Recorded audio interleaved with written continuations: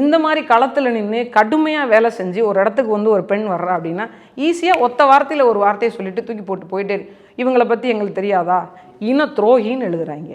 யார் என்ன இனம் என்ன துரோகம், எந்த ஒரு எதிர்பார்ப்பும் இந்த இடத்துல வந்தால் நாம் மிளறோம். என்னை யாராவது பாராட்டுவாங்கன்னு தெரிஞ்சு நான் அந்த வேலையை செய்கிறேன்னா இன்றைக்கி செய்ய முடியல, 6 மணி ஆயிடுச்சு, ஆஃபீஸ் டைம் க்ளோஸ் ஆகிடுச்சுன்னு கிளம்பி போயிடலாம். ஆனால் நான் வரமாட்டேன். ஏன் நான் ஒரு அனல் மின் நிலையத்துக்கு எதிராக ஒரு ஆவணம் திரட்டுறேன், உள்ளே போயிட்டு 63 வாய்க்கால்களை அடைச்சிருக்காங்க, அதை படம் எடுக்கணும். தேசிய பசுமை தீர்ப்பாயத்தில் வழக்கு நடந்துகிட்ருக்கு. இன்னும் 3 நாளில் ஆவணம் சப்மிட் பண்ணணும். எங்கள் பாப்பா ஒரு 6 மாத குழந்தை, நான் ஒரு அணைக்கரை அந்த கரை மேலே அந்த குழந்தைய உட்கார வச்சுட்டு என்னோட கூட வந்து ஒரு கொலிக்க குனியை வச்சு அவன் முதுகில் ஏறி மதில் சவர் ஏறி அந்த பக்கம் குதிச்சாச்சு. என் குழந்தை அந்த அணைக்கரை மேலே உட்காந்துச்சு. இப்படி சாஞ்சதுன்னா ஆற்றுல விழுந்துடும்.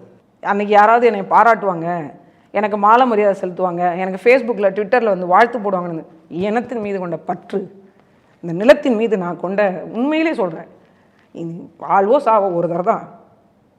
அது இந்த நான் கொண்ட கொள்கைக்காக நான் கொண்ட நோக்கத்துக்காக போகுதுன்னா அதை விட கொடுப்பன வேறு என்ன இருக்குன்னு தான் அந்த காலத்துக்கு வந்தோம்.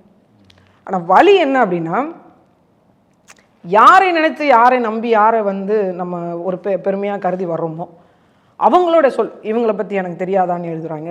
என்னென்னமோ விமர்சனங்கள்லாம் எழுதுறாங்க. ஆச்சி கொழுக்கட்டை மாவு வந்தாச்சு.